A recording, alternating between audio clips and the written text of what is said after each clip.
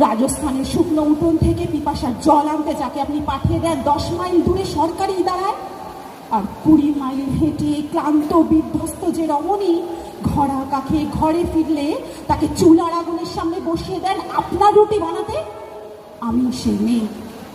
আমি সেই মেয়ে যাকে নিয়ে আপনি মগ্ন হতে চান গঙ্গার ধারে কিংবা ভিক্টোরিয়ার সবুজে কিংবা সিনেমা হলের নীল অন্ধকারে, যার চোখে আপনি এঁকে দিতে চান ঝুটো স্বপ্নের কাজল, আর ফুরিয়ে যাওয়া সিগারেটের প্যাকেটের মতো যাকে পথের দুপাশে ছুঁড়ে ফেলে আপনার ফুল সাজানো গাড়ি শুভ বিবাহ সুসম্পন্ন করতে ছুটে যায় শহরের পথে। কোণে দেখা আলোর গোধূলিতে দাঁড়িয়ে থাকা আমি সেই মেয়ে। আমি সেই মেয়ে, এমনকি দেবতারাও যাকে ক্ষমা করেন না।